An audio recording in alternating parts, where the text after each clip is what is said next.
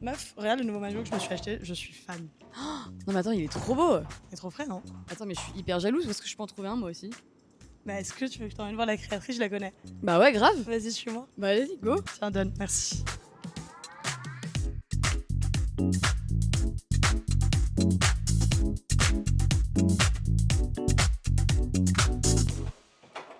Hello. Salut. Ça va? Ça va et vous? Alors, il y a Jade qui voulait absolument voir tes maillots. Est-ce que on peut passer? Bien sûr, entrez. Trop Allez, bien. go. Trop bien. Bon, bah, Jade, je te présente Carlotta. Ravie. Hello. Ça fait 3 ans qu'elle a créé sa marque de maillots qui s'appelle Casa Rosa. Et je trouvais cool de lui poser quelques questions, même tu vois, pour notre podcast, sur le métier d'entrepreneuse et sur le métier de créatrice de mode. Parce que je pense que toi et moi, on s'est déjà posé la question de comment créer une marque. Et je trouvais ça assez intéressant de savoir ce qu'il y avait vraiment derrière un produit, de comment on pouvait créer une marque, quand on passe de l'idée à une création, même à une collection, jusqu'à des protos, jusqu'à la sortie d'un produit. Donc Carlotta, merci de nous ouvrir les portes de ton appartement pour découvrir Casa Rosa. Je suis très contente. Merci à vous. Pour commencer, est-ce que tu peux nous parler un petit peu de ton parcours, des études, des stages que tu as pu faire avant Casa Rosa? Donc moi, j'ai fait mes études à l'étranger. J'ai d'abord fait un master en business assez général en Angleterre. Et ensuite, je me suis spécialisée dans la mode et le marketing en Italie. J'ai fait un master de 2 ans là-bas. Et après, en ce qui concerne les stages, c'est vrai que j'ai toujours rêvé de travailler dans la mode. J'ai fait mes plus gros stages, je les ai fait chez Isabelle Marant et chez Emilio Pucci. Donc j'ai Trop bien. adoré ce domaine, ouais. Chez Isabelle Marant, j'étais plus dans la partie commerciale, donc j'ai vraiment appris à comment une marque pouvait se développer en B2B. Et chez Pucci, je travaillais aux côtés de la nouvelle DA. Et donc là, j'étais très près des produits et de la création. J'ai toujours été très admirative de ce milieu-là. Mais c'est vrai qu'au fil des années, après les expériences que j'ai eues, j'ai beaucoup aimé. Mais en fait, j'avais l'impression de jamais pouvoir en fait, être près de la créa. Enfin, dans ces maisons-là, c'est compliqué de donner son mot, son idée. Et donc, j'étais un peu frustrée à la fin. Et donc du coup, tu as voulu créer ça pour toi. Et au début, tu as commencé avec une première marque qui s'appelle By Carlo. Si je me trompe pas, c'était des comment on appelle ça, genre des Ça bracelets s'appelle des phone straps. Phone Ouais. phone strap, ouais, c'est ça. Et donc tu faisais du coup à la main avec des perles. Et ça, c'était le premier un peu pan d'un business, premier projet entrepreneurial que tu as créé. Ouais, donc j'ai commencé pendant l'année du Covid, donc c'était en dernière année en Angleterre et j'ai fait ça dans ma chambre, j'enfilais des perles. Donc d'abord j'ai vendu à mes colocs, puis un peu à l'université, puis le Covid est arrivé, donc j'ai continué à faire ça dans ma chambre. J'ai fait un compte Instagram, j'ai créé un site et peu à peu ça s'est vachement bien développé. Donc pendant 1 an et demi j'ai enfilé des perles. Ouais, je me rappelle. Non, je me rappelle, tout le monde avait Ouais. son On petit l'a- bracelet de on l'avait téléphone, tous. là. Ça c'est mes nuits à enfiler. Mon père il me disait Carlotta arrête, j'avais tellement de commandes que voilà. Ouais, donc tu as toujours eu ce désir d'entreprendre. Mais oui, mais ça a pas été, ça a été fait assez naturellement. Je me suis jamais dit, mon père est entrepreneur, mais je me suis jamais dit que j'allais l'être aussi. Quand j'ai commencé By Carlo, j'avais pas vraiment d'objectif, j'aimais bien faire ça. Et en fait, c'est vrai que j'ai appris énormément. Et en fait, après cette expérience, avant de faire mon master, je me suis dit que j'avais quand même envie de créer ma propre marque. Ouais. Voilà. Et donc, du coup, tu t'es dit, donc, le By Carlo est passé, donc tu as eu un premier pas entrepreneurial, ce dont on vient de parler. Et donc, du coup, By Carlo, ça a duré à peu près 2 ans. Et qu'est-ce que ça t'a appris sur l'entrepreneuriat? Alors j'ai beaucoup appris à la fois tout d'abord de devoir gérer un budget, d'avoir des attentes, des deadlines. J'ai créé un site internet alors que vraiment de A à Z, je ne savais pas du tout, mais c'était assez facile. J'ai créé un compte Instagram, donc créer du contenu, avoir une audience, des clients, service client. Enfin, j'ai vraiment tout appris, surtout aussi toute la partie logistique Ouais. que je fais encore beaucoup avec Casa Rosa, mais on apprend tellement et je trouve que c'est hyper bien de passer par toutes les étapes quand on crée sa marque parce qu'on sait exactement un peu régler tous les problèmes et tout ce qui est un peu assez challengeant aussi. Avoir les mains dedans, je pense que ouais, Ouais. c'est important. Savoir passer des nuits à faire des colis, on apprend après à... Puis même je trouve qu'on est beaucoup plus indulgent par rapport aux autres marques quand il y a des problèmes. Moi je sais que maintenant j'essaie d'être plus sympa parce que je sais que c'est une vraie galère. Ouais, Ouais, de ouf. j'imagine. Moi, je voulais quand même d'abord savoir d'où t'es venue l'idée de Casa Rosa. Comment t'es venue l'idée de monter une marque de maillot? Pourquoi déjà une marque de maillot? Pourquoi ce nom, Casa Rosa? Est-ce que tu veux me raconter un peu toute la jeunesse du projet, du coup? Avant le produit même. Alors comme vous m'avez parlé de By Carlo, je voulais en reparler. En fait, quand j'ai fini mon master, j'ai quand même pendant 1 an et demi gardé cette idée de re-entreprendre, de recréer une histoire, pas by Carlo parce que je pense que c'était fini, mais continuer sur ce fil. J'ai toujours gardé le compte, j'avais toujours beaucoup de demandes de est-ce que ça va revenir ou pas. Donc j'ai voulu faire suite à cette histoire-là. J'ai fini mon master et j'ai fait un stage en tech, donc aucun rapport. Ah oui, ah bah ouais. Ouais, mais je voulais voir l'opposé pour voir si vraiment je voulais travailler dans la mode ou pas. Donc j'ai adoré la tech, mais c'est pas pour moi. Et donc j'ai réfléchi tout un été, j'ai parlé un peu autour de moi. Et c'est vrai que Casa Rosa est née en fait de, je pense, mes origines italiennes. J'ai grandi et j'ai vraiment baigné dans ce monde très italien avec ma mère, ma grand-mère. J'ai passé mes étés en Italie, donc vraiment j'ai vu de la couleur dans tous les sens. Et c'est vrai que du coup, même moi, je me suis inspirée de ces origines, de la manière dont je m'habille. Et je pense que Casa Rosa, c'était un peu l'image que je voulais donner. En fait, Casa Rosa, ça veut dire maison rose. C'est le nom de ma maison dans le sud de la France, mais c'est aussi le nom de ma grand-mère. Et en fait, Maison Rose, j'ai l'impression que ça regroupe un peu tout le monde parce que tous les noms de mes produits, c'est mes sœurs, mes tantes, enfin tout le monde, chaque personne de ma famille a un nom de produit. Et donc, je voulais en fait que ça soit un peu un petit monde Casa Rosa. Donc là, c'est les maillots de bain. Pourquoi ? Parce que je trouve qu'on a une vraie culture du maillot en Italie qu'on a peut-être moins en France. C'est très classique et moi, je voulais un peu casser les codes. Je trouve qu'avec Casa Rosa, on ose, on porte de la couleur. Une fois qu'on a l'idée, il se passe quoi après ? C'est très bien d'avoir une idée, mais t'as jamais été dans ce monde du swimwear, etc. Comment est-ce qu'on trouve une usine ? Comment est-ce qu'on trouve des fournisseurs ? À qui tu vas parler pour te dire « Allez, je me lance, je vais faire une prod ». Enfin, c'est quand même quelque chose. Ah, c'est très dur et je pense que le plus dur, c'est de passer le step. Ouais. Parce qu'en vrai, il y a tellement de gens qui ont des idées, mais les gens ont peur. Et moi, mon entourage m'a énormément poussée. Mais je trouve qu'il faut tenter, genre au pire, c'est pas grave. Mais donc, j'ai pas mal parlé à des copines qui étaient dans la mode et donc ils m'ont donné beaucoup de conseils. Et en fait, en septembre, j'ai travaillé en fait surtout sur l'image de la marque. Et je pense qu'aujourd'hui, c'est le plus important. Il faut une image de marque hyper forte et puissante parce qu'en fait, il y a tellement de marques que c'est trop compliqué, on se perd. Et donc, j'ai d'abord travaillé sur la marque, qu'est-ce qui serait Casa Rosa, l'image. Et ensuite, un peu les idées de mes produits. J'ai réussi à trouver un agent de produit. En fait, c'est des personnes qui vont vous suivre pendant tout le projet. Et donc, ça aide, ça facilite beaucoup le processus parce que moi, étant toute seule, sinon c'était impossible. Donc, en fait, elle m'a présenté plusieurs usines. Moi, je voulais absolument le Made in Europe. Je voulais que ça soit un produit de qualité, donc que ça soit fait en Europe. Donc, on a regardé des usines au Portugal et en Espagne. Et ensuite, après ça, moi, j'ai fait un mood board très précis d'exactement les maillots que je voulais, donc très inspiré années 70. Et donc, à ce moment-là, elle va me présenter les fournisseurs, puis tout ce qui est accessoires de maillots de bain. Donc, petit à petit, ça se fait. Et une fois que tu rencontres, du coup, cet agent de produit qui te présente des usines, qui te dit tu vas travailler avec ci, avec ça, que tu fais une fois tes mood boards, il se passe quoi ? Go, on lance une prod, on fait des premiers protos ? Bah, en fait, à ce moment-là, c'est encore hyper flou. Tu sais pas si ça va se faire ou pas. Ouais. Mais en fait, tu te jettes un peu dans le vide, tu t'attends, donc tu as beaucoup d'attentes parce que les protos, c'est ce qui prend le plus de temps. Puis il y a des allers et des retours. Donc, moi, donc de septembre à, je dirais, pendant 6 mois, j'ai travaillé sur tout le développement des protos et de la marque.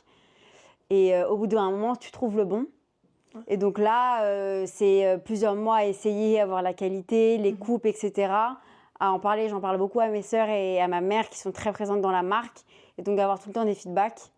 Et puis au bout d'un moment, l'été arrive et donc tu vas lancer ta marque. Hein. Ouais. Et donc, tu as commencé à bosser dessus à peu près en septembre et en avril est sortie la première production ? Ouais. Ah ouais, tu as quand même un rythme, t'as un rythme de 10 mois qui est énorme, enfin c'est rien. C'est là c'est compliqué le côté entrepreneur, c'est que si tu travailles pas tous les jours et si tu te mets pas des objectifs, le projet il va jamais sortir.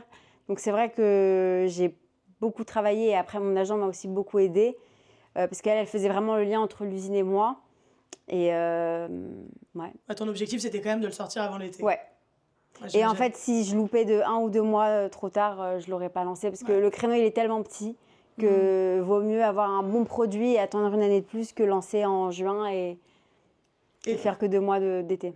Et donc là, on est en avril, tu l'as lancé. Est-ce que tu es complètement stressée ? Tu sais pas ce qui va t'arriver ? Est-ce que ça va marcher ? Est-ce que les gens vont acheter ? Genre, c'est quoi ton sentiment un peu ? Alors, à ce moment-là, je reprends mon ancien compte by Carlo, qui avait déjà une grosse com. Et donc, en fait, j'ai un peu raconté qu'il y avait une deuxième petite sœur ou une autre histoire qui arrivait à by Carlo. Et donc, les gens ont bien aimé, donc j'avais une bonne base. T'as teasé de un peu clientes. longtemps. Ouais. Ok. Donc ça m'a énormément aidé parce que j'avais déjà des clients, j'avais des anciennes influenceuses qui suivaient encore la marque. Donc je pense que ça a C'est été important, un gros, enfin ça m'a beaucoup aidé.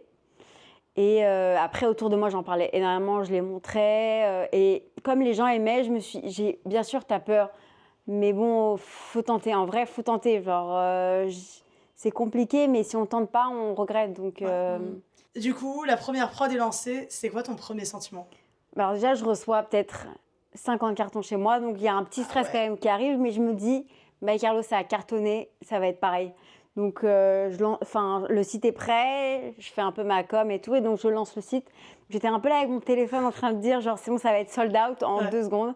Pas du tout, c'est pas du tout le même prix, c'est un nouveau produit, donc les gens ils découvrent. Et donc j'étais un peu déçue au début. Ouais. Enfin, autour de moi, les gens ont acheté, mais c'est vrai que sur le site, ça prend du temps. ça prend du temps. Ouais. Et donc, après, ça a pris, mais c'est vrai qu'en plus, en avril, les gens, ils veulent peut-être pas me porter un maillot rose fluo.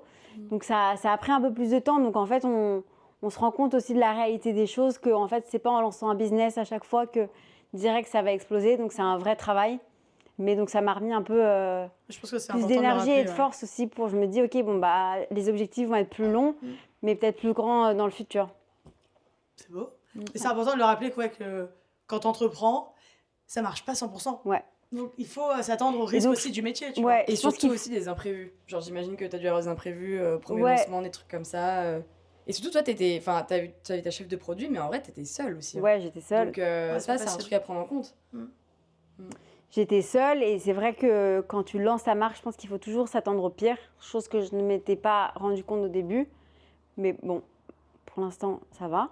Mais c'est vrai que ouais, il y a tellement de gens qui lancent leur marque et ça se plante. Mais bon, je trouve que il faut tenter et on apprend en fait. Quoi qu'il arrive, on t'apprendra quelque chose. Donc C'est vraiment bon à savoir, ça, pour le coup. Ouais. Genre, quand t'entreprends un truc, faut s'attendre au pire. ouais. Ouais. T'imagines des plans A, plan B, plan C. Puis ouais, de ouf. tu as des années où ça marche hyper bien. Puis il y a une année, je sais pas, la collection elle plaît pas. Ça, moi, je me suis vraiment mis dans la tête, une année ça marche pas. Il faut vraiment prendre le courage de se dire c'est pas grave et il faut relancer.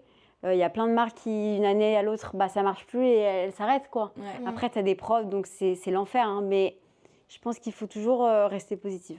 De ouf. Et tu parles de collection. Personnellement, moi, j'ai envie d'aller voir les produits. Je sais pas vous. Je pense que, je sais pas si vous le savez, je sais pas si Jade, tu le sais, mais je vais t'éduquer sur la marque.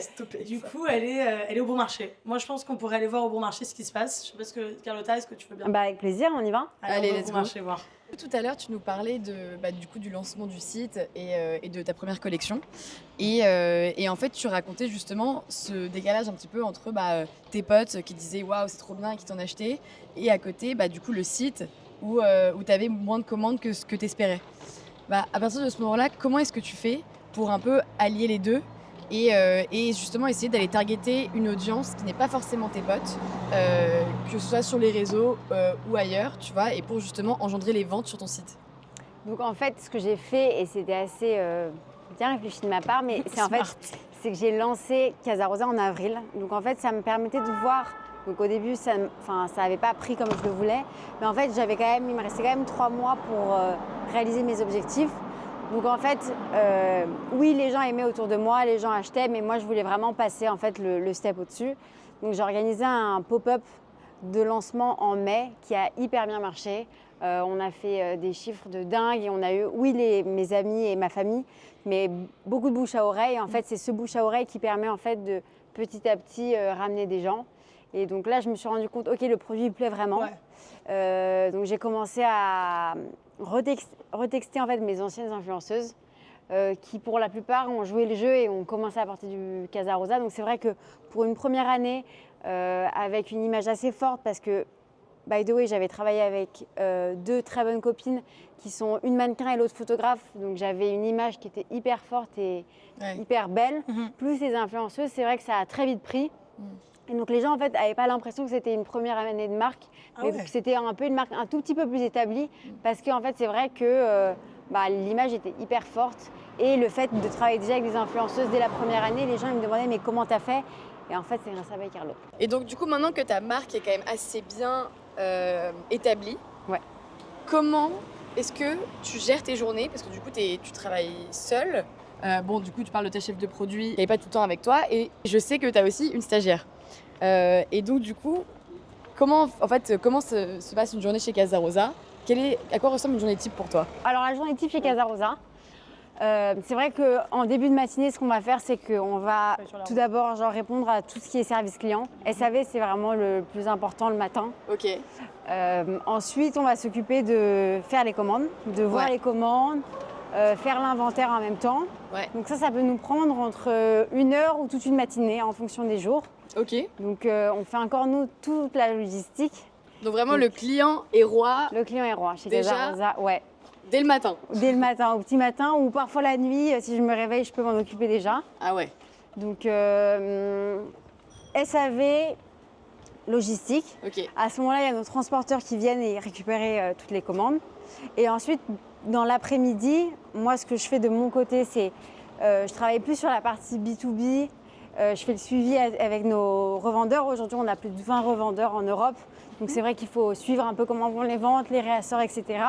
Et juste revendeur, c'est par exemple le bon marché, là où on va, c'est les grands magasins, c'est des points de vente. Exactement. Okay. Ça peut être des grands magasins comme des petites boutiques hôtels. Ok. Des plus petites enseignes, quoi. Exactement. Et ma stagiaire, pour l'instant, elle va surtout s'occuper de toute la partie com marketing. Ok. Donc, c'est création de TikTok. Même si on est assez nul, il faut en faire. Arrête. Non, nous, on a trop vu, dur. c'est pas mal. Non, mais sur c'est hyper dur. Insta, c'est hyper TikTok, c'est dur. incompréhensible de Je ne percer. comprends Ouais, pas. mais C'est impossible. Ouais. Franchement, moi, j'aime pas faire des vidéos, etc. J'en fais, ça marche pas. de C'est ouf. dur. Ouais, c'est Après, le Insta, c'est vraiment notre. Votre base, quoi. C'est notre base, c'est notre. Enfin. C'est vraiment votre image de marque, ouais. c'est votre Même quand vitrine je la plus présente- C'est forte. même quoi. le canal où t'attrapes les gens un peu. Ouais. En fait, les gens, ils cherchent plus sur Google, ils vont directement sur Instagram. Ouais, Donc, c'est ça, vraiment c'est notre vrai. vitrine et elle est assez forte et on travaille beaucoup dessus. Et après, elle va s'occuper de contacter les influenceuses.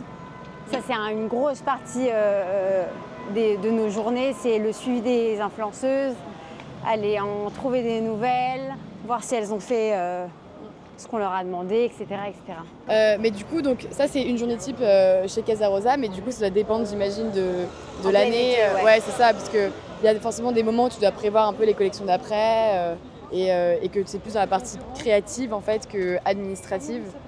Là, en ce moment même, j'ai terminé la collection par exemple 2027. Ouais. Ah, t'es Ça, c'est une année ouf, ça. à l'avance Ouais. sur tes. Ah, c'est ouf. Maintenant, j'essaye en fait En fait, il faut essayer de présenter les collections 1 an avant pour en fait faire des showrooms. Et donc, je travaille avec un showroom où en fait mes potentiels nouveaux clients B2B vont venir. Et à ce moment-là, en fait, oui, du coup, là, la saison va bientôt, entre guillemets. Là, on est dans une saison une période très forte jusqu'à août. Et après, c'est vrai que septembre, octobre, là, moi, je vais être seule et surtout m'occuper de la partie B2B. Et c'est un vrai travail. C'est une très grosse partie et c'est surtout le développement de la marque.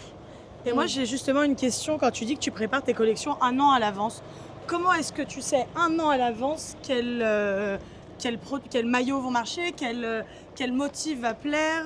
Enfin, tu vois, genre avoir les tendances 1 an à l'avance, comment tu fais? Ouais, quelle couleur sera la mode grave. et tout quoi. C'est ouf. Franchement, c'est pas tous les jours facile, hein, mais moi, j'essaye de un peu voir ce qu'ont fait les autres marques, Désolée. mais surtout toutes les marques de luxe. Enfin, par exemple, j'ai beaucoup aimé le dernier défilé de Mathieu Blasi et donc tout ce qu'il a fait.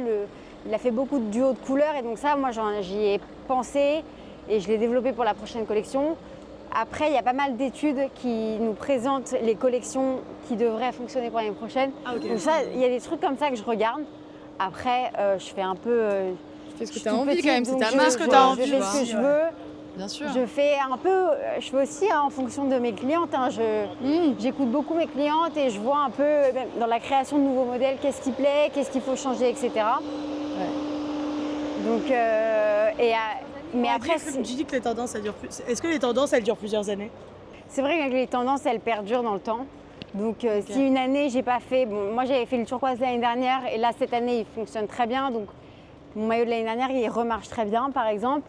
Après, on essaye de prendre des trends, etc. Mais On fait aussi en fonction de ses goûts finalement. Après, par exemple, pour les prints, pour la petite histoire, moi je travaille avec 2 artistes brésiliennes que j'ai rencontrées la première année de la création de la marque. Trop stylé. Et en fait, on travaille en binôme des heures et des heures pour en fait créer des prints qu'elles peignent à la main. Donc c'est à la fois des formes géométriques, souvent pour Casa Rosa, et des couleurs. Et en fait, ça va être peint à la main et ensuite ça sera développé et imprimé sur le tissu. Et c'est toi qui choisis ces prints? Ouais, Genre, elle t'en tout propose? non, vraiment de A à Z. Moi, je vais d'abord faire un espèce de mood board avec un peu les formes que j'aime bien. Ok. Donc elles vont me proposer des choses et ensuite après on va passer aux couleurs. Et donc j'essaie de faire des prints qui vont avec mes autres maillots qui sont plutôt pas imprimés. Donc pour faire vraiment une histoire autour de la collection. Mais donc, du coup, dans le mood board, tu vas être hyper précise, non? Ouais. Pour vraiment. Ouais, ça prend du temps parce que pour l'usine et pour mon agent, il faut que ça soit le plus clair possible. Donc le mood board, il est au détail, vraiment au détail près. J'imagine. Et après, avec les protos, etc., ça prend du temps, mais au fur et à mesure, on arrive à avoir une collection entière. Ouais. Et du coup, tout à l'heure, je t'ai posé la question de comment est-ce que tu sais qu'une collection va marcher l'année prochaine, mais aussi, il faut faire une certaine commande de réassort. Comment est-ce que tu connais tes stocks? Parce que tu m'avais dit l'autre fois, je ne fais pas le même stock pour chaque maillot. Comment est-ce que tu sais que pour ce maillot-là, tu vas commander 1000 unités, pour celui-là 500, etc. Bah, en fait, Comment tu prévois, ouais. maintenant que je fais des showrooms, en fait, Ok. du coup, je présente la collection un an avant. Et en les fait, acheteurs? aux acheteurs. Ok. Ces personnes-là, c'est des gens qui sont dans la mode depuis des dizaines d'années, donc ils savent exactement quel produit va marcher ou pas. Donc eux, en fait, quand ils vont faire la sélection pour leur boutique, au fur et à mesure, ils choisissent tous à peu près la même chose. Ok. Et donc je sais qu'est-ce qui va marcher, quel imprimé va marcher ou pas. Moi, je me fie beaucoup à eux et après, bien Ok. sûr, à mon instinct, mais bon, c'est pas toujours le meilleur. Donc c'est vrai que les boutiques, elles vont te donner une direction. Ok. Et donc en c'est fonction intéressant. de ça, moi, je vais prévoir plus ou moins plus de quantité. C'est vrai que si toutes les boutiques prennent le même imprimé, en fait, même si les gens, tu vois, s'ils vont au bon marché, ils voient cet imprimé, et après ils vont, je sais pas, en Espagne, ils voient cet imprimé, au bout d'un moment, ils veulent tous acheter le même imprimé. C'est ce qui est arrivé cette année. Quel maillot a du coup le plus marché cette année? Alors en plus, moi, Ouais, tu nous montreras. ouais, j'ai bon. Tu nous montreras. Et du coup, souvent, les acheteurs ont raison, au final. Les acheteurs ont plutôt raison. J'ai l'impression qu'ils créent quand même aussi les tendances. Ouais. On est humain, on est assez débile à la fin. Plus on voit la même chose, plus Ouais, on de veut la ouf. même chose. De ouf. Et C'est vrai. même les influenceuses, en vrai, elles choisissent toutes la même chose. Donc maintenant, on essaie un peu de les guider vers d'autres trucs parce que c'est sympa d'avoir des filles dans différents maillots. Mais c'est vrai que c'est assez compliqué cette partie-là et j'en suis pas encore experte. Le réassort, la période, elle est tellement courte. C'est que quoi la période du réassort du coup? Ça prend quand même plus d'un mois Ok. pour l'usine, avec des minimums qui sont assez importants. Donc il faut vraiment que le produit soit en grosse demande pour le faire. Et en fait, la période, elle est très courte parce que si je vois qu'il est sold out en août, c'est fini, c'est pas grave. Ouais. Et moi, j'ai toujours aimé l'idée que le produit soit sold out et que les filles, elles se disent zut, j'aimais bien ce produit et j'ai pas eu le temps de j'ai pas eu l'acheter. le temps de l'acheter. J'ai le temps de l'acheter, ouais. Plutôt qu'elles en aient tout le temps et que moi, je me retrouve avec des quantités monstrueuses de stock. Ok. Ok, Bah là, on est Bah. en route vers le bon marché. On va voir un peu la collection. Allez, c'est parti. on a hâte. Nous voici au bon marché. Voilà. Grand On magasin. va découvrir la collection de Casa Rosa. Exactement. C'est un peu ma deuxième maison, hein. J'y suis très Ouais. très souvent. C'est plutôt pas mal de bosser ici en vrai comme cadre. Bah, il fait très frais en plus. Oh là là. La clim, La s'il vous clim, plaît. quel bonheur. Est-ce que tu peux du coup, par exemple, nous parler un petit peu de tes maillots et donc, je sais pas, nous présenter par exemple un maillot ou ta collection de manière générale? Alors, Dis-nous tout. je vais vous présenter peut-être un maillot best-seller, donc un produit, donc ça va être le Luna. Donc c'est notre maillot une pièce bandeau. J'adore. Trop beau. Il marche hyper bien, on l'a en différentes couleurs. On est un peu sold out ici au marché, mais en fait il se porte comme maillot de bain, mais aussi comme top avec un jean ou un pantalon, ça marche très bien. Donc il y a ça. Après évidemment il y a le vrai best-seller, c'est celui-là. Un vrai best-seller celui-là. Oh là Ouais. là, Mais j'adore. ouais, il peut être un peu clivant parce que c'est pas des couleurs que Ouais, tout le monde aime. bah tu vois. ouais, et moi je pensais pas non plus. Ouais. Et en fait, les influenceuses l'ont beaucoup porté. On a pas mal buzzé sur les réseaux avec et c'est vrai que best-seller. Best-seller dans tout, que ce soit beachwear et maillot de bain. Et après, en nouveauté qui marche très très bien, ça va être le Gaïa. Non, ça va être ce Waouh. maillot avec les perles que India a pris. En kaki. Voilà, il marche très bien parce que le haut prend mieux la poitrine et on a un bas un peu cheeky mais qui convient un peu à tout le monde. Ok, Ouais. et du coup, tu fais aussi maintenant des pantalons, des hauts, des... Exactement, donc on a toute cette partie donc beachwear qu'on va retrouver dans tous les imprimés qui marchent très bien et c'est vraiment le full look Casa Rosa qu'on aime. Et maintenant, on a aussi tous ces pantalons en coton, en gaz ou en gaz de coton. Unisexe. Ouais, unisex, donc les mecs, bon, c'est bientôt sold out, mais c'est trop votre beau. moment. J'ai l'impression que tu passais ton été là-dedans, genre. ouais, Ouais, c'est c'est cool. trop bien. Oh là Franchement, là. c'était unique, unisex. Et donc ça, on les a vraiment vendus comme des petits bonbons. Et Bonheur. ouais. Et justement, ça, tu les fais où? C'est pas des... Est-ce que tu les fais dans une différente usine du coup qu'en Espagne? Ouais, alors pour le coton, moi je vais en Inde chaque année. Mais non. Trop Ouais. bien. C'est ouf. Ouais, franchement, c'est un pays où j'adore travailler. Je vais vraiment dans les usines, je rencontre tous les gens qui travaillent pour Casa Rosa. Et en fait, on va, par exemple, là, c'est un tissu vintage indien que j'ai acheté. Par exemple, pour celui-ci, je vais avec eux travailler en fait les couleurs. Donc, on va choisir le gaz de coton qu'on veut assembler. C'est eux qui vont venir dessiner la petite étoile Casa Rosa. Et donc, c'est vraiment les meilleurs dans le coton. Par exemple, pour les paréos, c'est un travail qui est fait à la main, un par un. En fait, C'est toi qui choisis tes prints? Ouais. Ok. On travaille tout. Et en fait, ils vont venir en fait avec des blocs print en bois imprimés sur le tissu. Et donc là, on va travailler ensemble donc, toutes ces bordures-là, les couleurs, etc. Donc c'est unique en fait, parce Ouais. que... Ouais, c'est du travail C'est unique et artisanal. c'est un travail artisanal. C'est pour ça que je vais en Inde. Ah, On c'est toi, retrouve t'es pas obligée ça en d'y aller? Europe. Ouais. Et pour m'assurer que tout se passe bien, pour les rencontrer, ça me fait plaisir. Ouais. Je travaille que depuis 3 ans, donc je passe 10 jours de rêve en vrai. Putain, le Trop rêve, bien. Trop bien. Et est-ce que c'était un de tes rêves d'être au Bon Marché? Parce que quand même, c'est une enseigne qui Ouais, est tellement franchement, mythique c'est- en France et à Paris que C'est fou, incroyable et même je dirais à l'international parce que Ouais. on a, bon là ça va être c'est la deuxième année et ça a été vraiment un tremplin pour Casa Rosa. À part le monde qui vient, il y a beaucoup, c'est très international, tu as une clientèle très américaine, Moyen-Orient, donc ça ouvre la pipeline de ouf et en fait tous les acheteurs même des autres marques, quand tu leur dis que tu es au Bon Marché, bah, c'est le déclic en plus. C'est un tampon Il y de a- crédibilité ouais. aussi, je pense. Ouais, En de fait, ouf. être dans le Bon Marché, ça veut dire que tu as été sélectionné. Et donc, en fait, tous les gens qui viennent, même pour leur boutique, découvrir de nouvelles collections, c'est très important. Ils viennent voir le Bon Marché pour voir leur sélection. Ouais. Et donc, ouais, c'est une crédibilité en plus. Et moi, ça me permet d'avoir un endroit où elles peuvent essayer pendant 4 mois, quoi. Ouais. Et tout à l'heure, tu nous as dit le mot influenceuse. J'aimerais qu'on revienne un peu dessus. C'est que, comme tu nous le disais au début de l'interview, il y a beaucoup d'influenceuses qui ont porté tes maillots. Est-ce que tu as un souvenir d'une influenceuse qui était particulièrement dure à avoir, dure à approcher? Est-ce que tu te souviens genre d'un post qui t'a fait genre un peu level up dans tes abonnés, qui a grave percé? Genre un peu les petites anecdotes des réseaux sociaux. Donc, nous, c'est vrai qu'on travaille avec beaucoup d'influenceuses. On a cette chance on travaille que sur du gifting. Donc, si la fille elle aime le produit, on lui envoie celui qu'elle veut. Et donc là, donc on a travaillé avec beaucoup d'influenceuses. Mais moi, j'en ai une, en tout cas en France, que j'adore et j'adore son univers et comment elle s'habille. C'était Carla Ginola. Ok. Et donc en fait, j'ai réussi. Grosse influenceuse. Ouais. Ouais. J'ai réussi à la voir grâce à Amélie, si tu regardes. Et en fait, Qui est son agent. Qui est son agent. Et en fait, donc Carla, ça faisait genre 1 mois et demi qu'on lui avait envoyé. Moi, elle faisait rien. Mais en fait, d'un autre côté, comme c'est du gifting, tu peux pas trop les forcer. Soit elles jouent le jeu, soit elles le font pas.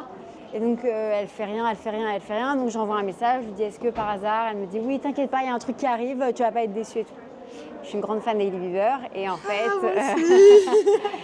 fait, une après-midi, je vois genre Rode, Casa Rosa, Carla Ginola, donc je comprends rien. Et en fait, Hailey venait de lancer un produit qui était jaune et j'avais envoyé un maillot jaune à Carla. Donc elle a fait plein de photos avec le maillot et le produit. Et donc en fait, c'est Rode qui a posté. Donc moi, ça m'a... Enfin, en termes d'abonnés et même en visu, t'as vu vraiment la diff? Ouais, en une soirée. Genre, c'était t'es fou. arrivée sur le compte de Ouais. Rode et là. Alors après, quand moi, même, j'ai harcelé Hailey Bieber, elle m'a pas du tout répondu, mais bon, je me disais... mais donc ça, j'étais trop contente, vraiment, ça m'a... Enfin... Faire en des termes cross-posts avec des d'image, grosses c'est trop marques. bien. Ouais. Incroyable. Et après, en vrai, tous les jours, on a des petites... on voit en fait quand les influenceuses, elles postent. On voit aussi celles qui marchent mieux ou pas. Mais il y a peut-être 3 semaines... Tout un week-end, j'ai des commandes aux États-Unis, mais vraiment, c'est du non-stop. Vraiment, genre non-stop. T'as les partout, notifications, ouais. genre Shopify, T'as le ta. ting. Et donc, Et je comprenais pas. Je vois aucune influenceuse à poster et encore moins aux États-Unis parce que je travaille pas encore avec les États-Unis. Et en fait, au bout d'un moment sur TikTok, je vois qu'une fille, mais vraiment, elle a fait une vidéo toute simple avec le pantalon. Elle tourne comme ça. Et en fait, il y a genre 300 commentaires et c'est genre d'où vient le pantalon, d'où vient le pantalon. Et en fait, elle a mis la marque et elles ont sold out le produit en un week-end. Et tu l'as plus là du coup? Bah, c'était celui-là. C'est le. C'est Mais non. fou. C'est celui-là avec le pantalon, ouais. Waouh. Incroyable. Ouais. Ouais, tu vois la force de frappe des réseaux sociaux, c'est quand même Et hallucinant. des influenceuses, quoi. Et des c'est un truc de malade. influenceuses, ouais. Et du coup, tu as Donc aussi... c'est compliqué de te dire, parce qu'elles peuvent avoir beaucoup d'abonnés, mais derrière ça convertit pas, donc ça arrive. Donc c'est plus de l'image et de la création de contenu. Enfin moi je joue en tout cas plus en image et création de contenu et peut-être te faire que tu gagnes des abonnés sur Instagram que de la vente. Aujourd'hui, genre c'est très dur pour une influenceuse de te dire, bah moi je vais te rapporter ça. Ouais.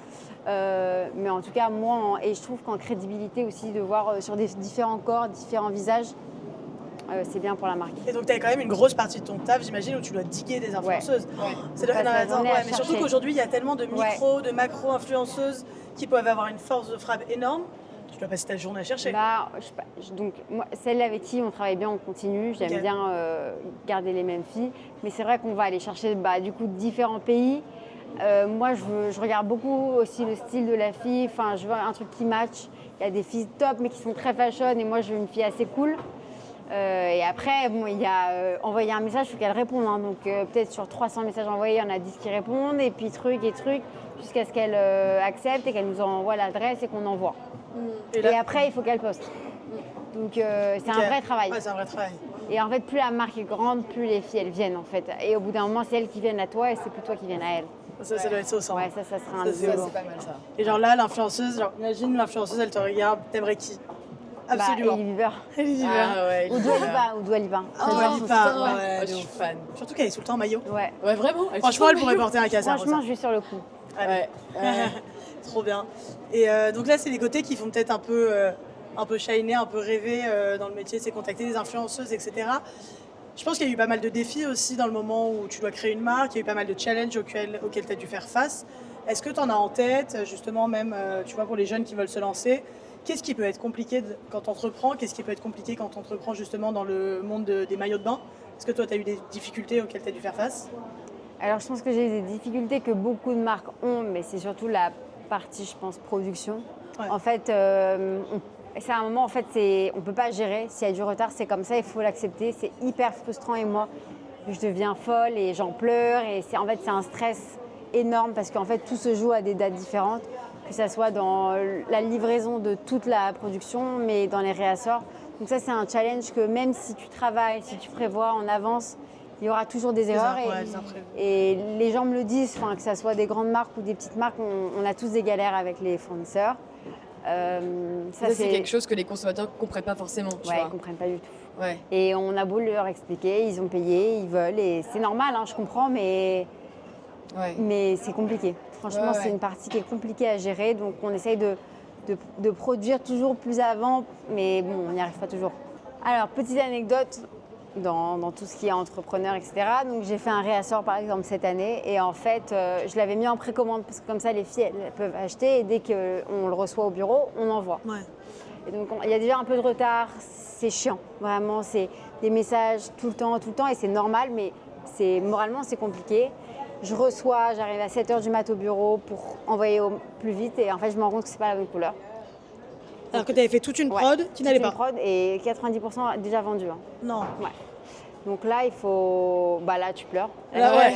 Là, tu pleures. Première étape. tu La pleures. massagère, elle ne comprend pas, mais sa bosse, elle pleure. Et du coup, je ne savais pas quoi faire. Au départ, je me suis dit, c'est fini, j'en ai marre, truc et tout, bien sûr. En fait, ce que j'ai fait, c'est que j'ai envoyé à chacun de mes clients un message pour leur expliquer la situation, leur offrir un petit cadeau en plus. Ils avaient la possibilité, bien sûr, d'être remboursés ou d'attendre ou d'accepter le maillot qui était très beau et qu'aujourd'hui on vend très bien. Mais en fait, c'était un maillot qui était best-seller l'année dernière, donc les filles, elles le voulaient absolument. Et donc ça a plutôt bien marché. Les filles, elles ont été hyper compréhensibles et ça m'a énormément touchée. Donc elles ont toutes re-attendu en moi parce qu'il faut relancer une prod. Et donc elle part où cette prod? Elle part à la poubelle? Ou tu la vends quand même? Non, tu la gardes dans tes stocks? Je la garde. Au départ, je la voulais pas et puis je me suis dit c'est dommage, c'est des maillots, ils sont faits, je vais pas les jeter. Et donc en fait, on les a vendus sur les sites. Ouais. Tu vois. C'est un imprimé qu'on a et qu'on vend, mais on le vendait pas dans ce modèle-là. Ah, est-ce que c'est le rayé de toutes les couleurs Bah, alors c'est celui-ci, C'est mais en celui bandeau. d'Arbusier. Ouais. Ah, mais oui, J'ai j'ai une copine qui l'a eu, mais Voilà. en Ouais. Voilà, c'est Mais elle une l'a marque adoré. Omicron. Elle l'a adoré. Mais en fait, j'ai des filles qui l'ont préféré et d'autres qui ont préféré attendre. Ok. Mais donc ça, par exemple, c'est des gros problèmes. Ouais, t'as des gros imprévus. Ouais. Et après, par exemple, le temps, ça joue énormément pour les maillots de bain. Il pleut, on vend pas. Tu il le vois fait vraiment beau, sur ouais. tes ventes? C'est du jamais vu. Avril, il a fait hyper beau, donc on a eu un mois incroyable. Après, bon, mai, juin, c'est normal, mais vraiment, entre chaque jour, s'il pleut ou s'il fait beau, c'est comme ça les ventes. Ouais. Ouais, donc ça, Je pense c'est une qu'il des pleut, tu t'imagines pas être en maillot de bain, alors que s'il fait beau, bah, tu bronzes, tu es plus à l'aise et tu as envie de commander un maillot. Tu commences à penser à ton été, tu te dis Non, genre, ouais. ah, Ouais. les beaux jours arrivent, Ouais. voilà quoi. Mais donc, c'est une difficulté aussi de faire des maillots de bain, c'est qu'il y a une certaine saisonnalité que tu peux pas toucher forcément. Tu sais que tu vas beaucoup plus vendre de avril à septembre, mais alors qu'en décembre, tu vas avoir un petit creux dans tes activités. Ouais. Ça, c'est pas facile Bah, aussi de c'est- choisir un produit là-dessus, d'être allé sur Les une maillots, niche quand ouais. même. Ouais. Non, mais tu prévois ton année en fonction, j'imagine. Alors, c'est un produit qui est très saisonnier, mais la saison, elle est très forte. Ok. Donc, si tu arrives à avoir vraiment ces 5 mois intenses, tu peux en faire un business annuel. Moi, maintenant, l'idée pour les prochaines années, c'est de trouver des revendeurs, surtout sur la côte ouest, par exemple aux États-Unis, Moyen-Orient. Le problème du Brésil et de l'Australie, Ils ont une culture du maillot. ils ont la culture du Ouais. maillot qui est très différente. Et ils ont tellement de grosses marques que c'est impossible. Mais donc, l'idée, c'est d'aller trouver des consommateurs où il fait beau l'hiver. Et je pense que si j'arrive en fait à gérer tout ce business-là, tu vends à l'année et s'il y a 1 ou 2 mois où tu vends en moins, bah, c'est le jeu aussi. Et moi, j'ai juste une petite question. C'est pas vraiment des chiffres, mais ouais, c'est un peu tes métriques. Genre, tu lances par exemple ta collection, ta 3e collection en avril. À quel moment tu vas être break-even sur l'année? Bah, alors là, c'est une très bonne année. Donc, on a break-even au bout du premier mois. Ça veut dire que break-even, t'es en plus de bénéfices Ouais. quand. T'es rentable en fait. Ouais. Ouais, t'es T'as rentable. t'as que des bénéfices qui rentrent. Ouais, Dès le premier mois? ouais. Enfin, au bout du Incroyable. premier mois, parce qu'on a eu un très gros mois d'avril. Et l'idée, c'est que comme j'ai de plus en plus de revendeurs, ils achètent. Donc, ça te permet de en fait, arriver plus vite à break-even et d'avoir la possibilité ensuite de faire du bénéfice. C'est ouf. Et donc Ouais. là, tu te dis que c'est une bonne année Ouais, 2026. là, c'est une très bonne année 2026. Trop bien, Ah, ok, génial. trop bien. Bah, du coup, donc, avec cette bonne nouvelle, où est-ce que tu vois un peu Casa Rosa dans 5 ans Est-ce que tu te vois justement, bah, évidemment, j'imagine continuer avec les maillots de bain pour les femmes, mais est-ce que tu vas peut-être tester d'autres produits ou qu'est-ce que tu veux, toi, Carlotta, et pour Casa Rosa dans 5 ans? Alors, c'est une question qu'on me pose souvent et parfois, je sais que je veux toujours être là et développer au maximum Casa Rosa. Ça paraît un peu bête, mais je veux pas que ça devienne un truc trop gros parce que je veux toujours pouvoir le gérer et avoir une petite équipe. J'aime bien, moi, ce côté famille où tout le monde s'entend, tout le monde s'écoute et on développe ensemble la marque. Donc, c'est peut-être avoir, je sais pas, une petite équipe de 10 personnes et on fait des chiffres d'affaires de plusieurs millions d'euros avec... moi, j'aime bien les collabs, donc j'ai envie vraiment de développer ces collabs. Si un jour Hailey Bieber veut faire une collab avec moi, c'est avec plaisir. Hailey, Mais, if you're listening- Entends-nous, je t'en supplie. if you're listening. Mais ouais, l'idée, c'est de pousser Casa Rosa au maximum, c'est d'augmenter les retailers et d'être vraiment mondialement, enfin, un peu partout. Mais de garder quand même ce côté un peu, pas petite marque, mais genre un truc... je sais pas comment l'expliquer, mais... Non, mais si, une ambiance truc proche de toi, familiale. Ouais, je veux pas que ça devienne un truc énorme où en fait... Multinational. Ouais, non, que ça reste à en vrai, c'est débile de Non, mais dire que ça t'as reste envie, personnel. mais que ça reste un truc à moi et Ouais, juste de pas ouf. que j'en perds tous les moyens et que moi, en vrai, je sais qui achète, j'ai envie de savoir un peu tout ce qui se passe, même dans 5 ans. J'allais juste te demander une petite difficulté, c'est une fois que tu as fait ces 3 bonnes années, il faut savoir perdurer dans le Ouais, temps c'est aussi, dur. tu vois. Genre, comment tu te projettes, comment, genre... Bah, souvent, on te dit quand tu lances une marque, c'est la 3e année, c'est la clé. Enfin, soit ça marche, soit ça marche pas, mais si la 3e année, ça marche pas, il faut arrêter. Parce que- Ah ouais Ok. Ouais, souvent on dit 3 ans. Voilà, je pense qu'au bout de 3 ans, si ça marche pas, il faut peut-être arrêter aussi. Ok. Ouais, parce qu'au bout de 3 ans, je pense que tu commences déjà, t'as Et déjà puis fait en le tour, fait, etc. la quoi. première année, c'est bouche à oreille, famille. 2e année, c'est un petit peu plus, mais au bout d'un moment, tes amis, ils vont peut-être pas acheter chaque année. Donc, Il faut que tu ailles dans un autre cercle. Voilà. Ok. J'ai commencé à faire des publicités depuis 2 ans avec Metalight, qui est une agence de pub. Et ça m'a vraiment fait switcher le site. Ça, c'est une de ces Ouais. strates de faire des Ouais, ads. ouais. Ads à fond. Vraiment, Ah ouais. ouais. Bah, savoir déléguer un peu aussi, tu vois. Genre, du Ouais. coup, t'as fait appel à une boîte Une agence, ouais. externe pour t'aider Ouais. avec ça. Ouais, mais donc c'est un de tes gros budgets Ouais. d'investissement. Ouais. En fait, ouais, c'est un gros budget, mais si ça marche, ça rapporte beaucoup. Et moi, en fait, nous, notre stratégie, c'est de toucher des gens qui ne connaissent pas la marque, donc c'est que des clients froids. Ok. Et là, on fait qu'en France, mais l'idée, c'est de le développer dans d'autres pays. Mais bon, c'est des budgets, donc step by step. J'ai toujours été step by step, donc je pense que ça ne sert à rien d'un coup vouloir faire trop gros. J'ai quand même des grosses prods maintenant. L'année prochaine, on va encore augmenter, mais c'est pas parce que ça marche qu'il faut se permettre de tout faire exploser d'un coup. Ouais. Et justement, quel conseil t'aimerais donner aux jeunes qui aimeraient justement se lancer, peut-être pour créer leur marque de mode ou de manière générale dans l'entrepreneuriat? Je pense qu'il faut croire en soi. Il faut croire en son produit parce que je pense, moi par exemple, Casa Rosa, c'est des choses que je le fais pour moi et après pour les autres, mais c'est des choses où si je dois le vendre à n'importe qui, je saurais le faire, donc je crois en mon produit. Et après, je pense qu'il faut tenter. En vrai, il faut tenter. Mon père, il me l'a répété 150 fois, mais c'est pas grave, il faut essayer. C'est sûr que c'est dur et moi j'ai mis toutes mes économies dedans, donc si demain ça marche plus, voilà. Ouais. Mais il faut essayer. Je pense qu'on a tous la chance d'avoir des idées et il ne faut pas hésiter à les mettre en œuvre. Il faut oser. Ouais. On est jeunes et surtout pour les jeunes, c'est vrai que quand tu es un peu plus vieux, c'est un vrai challenge si tu as une famille, etc. Mais quand tu es jeune, tu perds rien en vrai. C'est 1 an ou 2 ans de ta vie et tu auras tellement appris en fait, tu apprends tellement. Moi demain, je me dis toujours, si ça ne marche pas Casa Rosa, qu'est-ce que je vais faire? Tu as des études? Tu as les études, bien sûr, mais d'un autre côté, je ne me vois plus en entreprise, donc peut-être que j'essaierai un autre produit. Il faut essayer. Il faut avoir la niaque aussi. Il faut avoir la niaque, c'est hyper... tout le monde dit c'est trop cool d'être entrepreneur, tu es en vacances tout le temps.